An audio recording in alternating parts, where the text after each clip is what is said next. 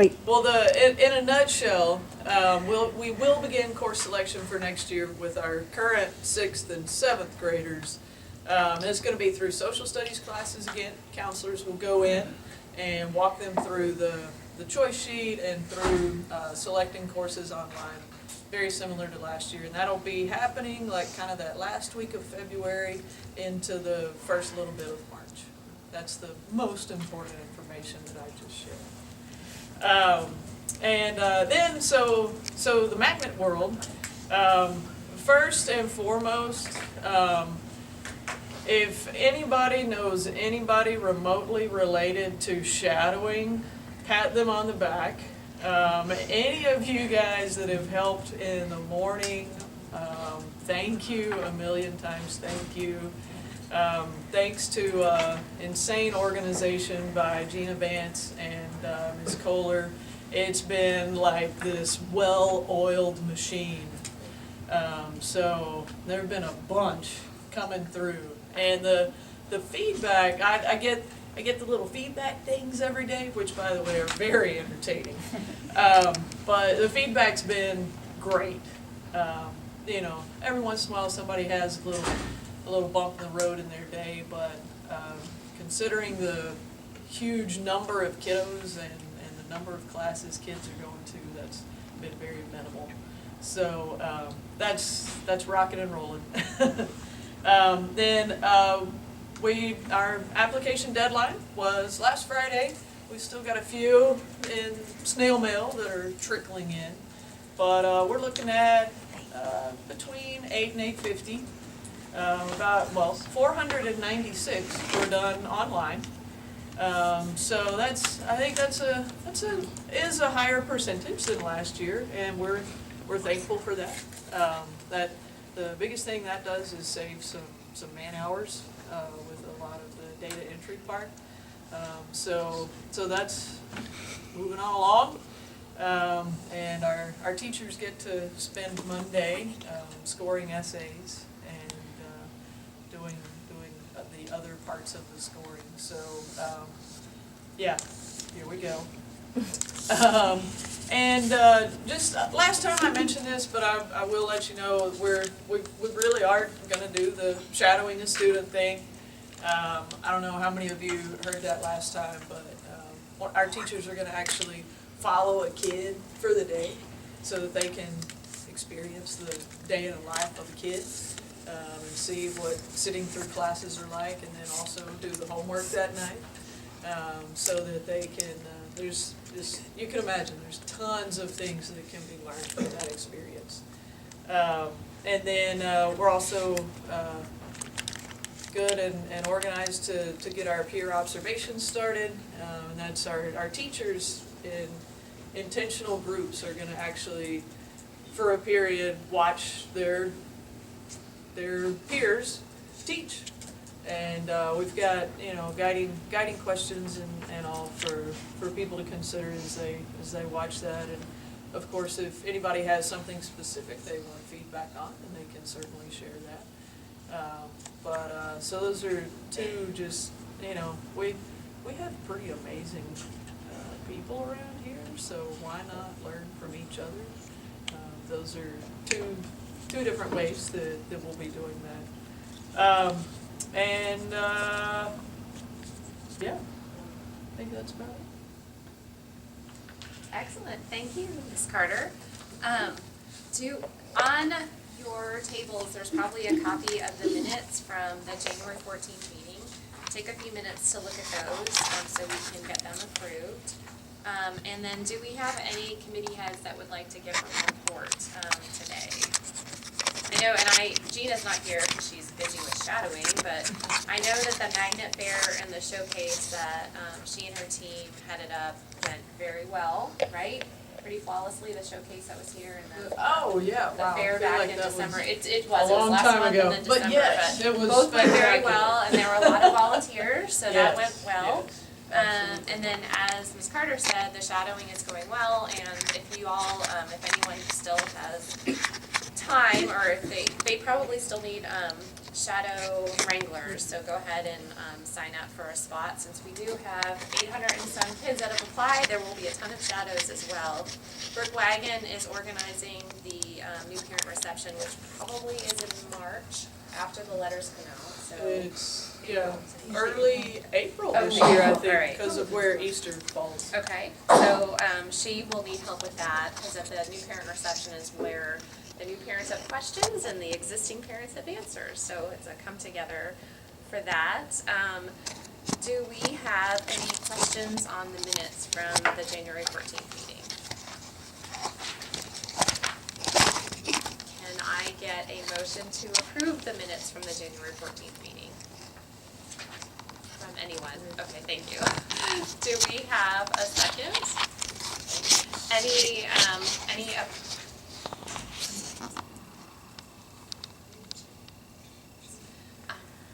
and then do we have any, so no discussion, any opposed? All those in favor? Motion passes, okay. All right, so, treasurer's report. Jenny, do you want to give a brief summary of the treasurer's report, and then we're going to turn it over to Missy. We have roughly $40,000 in our accounts. Woohoo! Which means the teachers, go ahead and keep sending us your requests so we can fill them and grant, it's fun being able to have money to be able to say yes to the requests.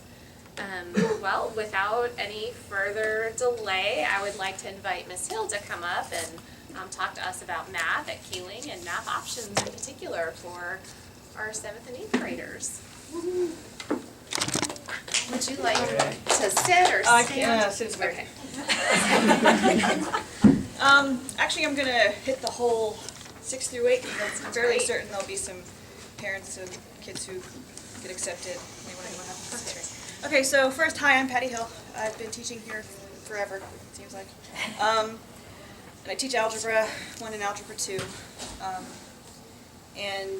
So first I want to talk about sort of our math department philosophy, okay? So we want our students to be challenged, but we also want them to feel successful in the course that they're in. And that's sort of a balance that sometimes can be, challenging because we have a wide, I guess our kids come to us with a wide range of math experience, right? So some kids come to us in 6th grade only doing math in their classroom, being super successful with it, but that's the only exposure they get. And then we have students who have after-school math that they do every day for like an hour and a half, and they've been exposed to a wider range of topics. And that's why we like to give a math placement test. So we know what skill set the kids come to us with. And we want to put them in the math class that will challenge them, move them forward, and that they can be successful. All right? So now, back in the olden days when I first started teaching, 6th, 7th, and 8th grade math used to encompass the skills that we like to refer to as the pre-algebra skills. And that's pretty much what 6th, 7th, and 8th grade math was. It was just sort of all the skills you need to be successful in high school Algebra 1. And so we wrote our placement test to sort of check okay, let me phrase it. Okay, we wrote that test to sort of to see basically if a student knows those pre-algebra skills 6 through 8, right? What we consider pre-algebra. And then recently, TEA has changed the way 6th, 7th, and 8th grade math is. So the pre-algebra skills kind of start in 5th grade and go 6th and 7th and a little bit of 8th grade. And then they took some Algebra 1 topics and pushed them into 8th grade. They took some Algebra 2 topics and pushed them into Algebra 1. But algebra success to us is still based on, do you know those 6th through 8th pre-algebra teaks, not the algebra, the pre-algebra teaks. So when the kids come to us in April, they take the math placement test, and depending on their score, we place them into one of 3 courses. Algebra 1, if they are rocking that test and they know all the pre-algebra skills, they are ready for algebra in 6th grade, we offer that option to 6th graders. And then we have what we call 6th grade topics and 6th grade magnet math.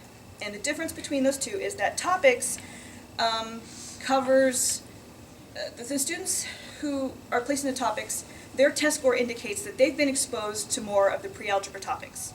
And our test indicates that maybe they need about a year to get the rest of the topics they need, the skills they need to be successful in Algebra 1.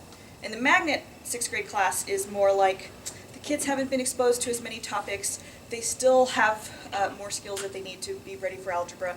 So it looks like maybe 2 years for them to get that skill set for algebra readiness. And so that's the difference between topics and magnet. Topics really covers 6th through 8th, the pre-algebra skills in their entirety. Magnet leaves some of the pre-algebra skills off because the kids need a little bit more time to develop that skill set, right? Does that make sense so far? All right, so at the end of 6th grade, sometime in the spring, April-ish, the students get reevaluated with another placement test to see if they've retained those pre-algebra skills. And with that test and the several months of observational data and grades, the 6th grade teachers make a recommendation for the 7th grade year. And they do not take these recommendations lightly. They spend weeks thinking about the students, the individuals, their scores, how they've done in the class, everything. And they will make a recommendation for one of 3 courses. Algebra 1, if the students seem ready, their pre-algebra skill set is pretty solid, great students, they're organized, they're going to recommend the kids for algebra in 7th grade. And the other options are Advanced Math 7 and Everyday Advanced Math 7. Now, Advanced Math 7 is a relatively new course. It is not a rehashing of Topic 6 at all, because in Advanced Math 7, yes, there will be some pre-algebra skill review, but the Advanced Math 7 kids get those 8th grade TEKs that used to be Algebra 1. And it's essentially a third of the linear functions unit of Algebra 1 and some systems of equations. And at the end of Advanced Math 7, the students take the 8th grade STAR. And so far, they've all passed it. So yay.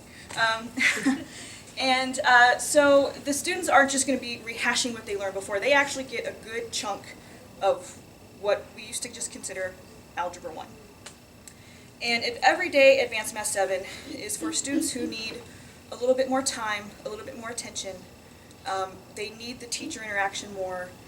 They need more time in class to work on problems. Sometimes it's because they have really horrible math anxiety, and it's, they're kids who just had bad experiences. They think they're not good at math. They just need a little bit more help. That's what the Everyday class is for. It's to give them that extra face time, one-on-one time with the teacher to get prepared, to learn everything that they need to learn to pass the 8th grade STAR and be ready for algebra in the 8th grade. So at the end of the 7th grade year, the kids who are in Advanced Math 7 and Everyday Advanced Math 7 get reevaluated to see how much they've retained, and they get a choice, basically, of which algebra they get to take. Our goal is we want all of our students to leave us with the opportunity to have an Algebra 1 credit. So we put all of our 8th graders who have not already taken algebra into algebra. And it sounds like scary or whatever, but they'll be prepared. Right? We'll prepare them. It's our job. So the 3 options are what we call topics algebra, which is the algebra that I teach in 6th and 7th grade. And then there's everyday algebra, which meets every day. It covers the same topics as my algebra, the 6th, 7th grade topics algebra. It's just they meet every day and their sequence is a little bit different. And then we offer the district version, just plain old algebra. So I'm going to spend a little bit of time talking about the algebras because that's my expertise. So the topics algebra, the one that I teach to 6th and 7th graders, was a curriculum that I wrote personally. The book we use, I wrote, and it is a curriculum designed for the Kealing magnet students. I've been teaching algebra here 15 years, I think, so I know the magnet algebra kid, and I know that they want to be challenged, and I know their work ethic, I know how quick they are, because they're all really smart kids, and the curriculum is designed for them. Now the everyday algebra curriculum was also designed for kids at Kealing by Ms. Strickland, and their primary resource is through MathWorks at Texas State University. And she's been super successful with her kids, getting them ready for algebra and taking the end of course exam and being very successful with that.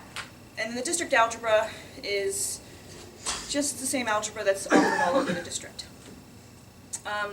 One thing that I will say about algebra, and that's kind of a focus, you'll hear me say algebra a lot, because in middle school that's kind of where you're either pre-algebra or you start the algebra strand. So it's like a big course in middle school. It's like a class for math in our program.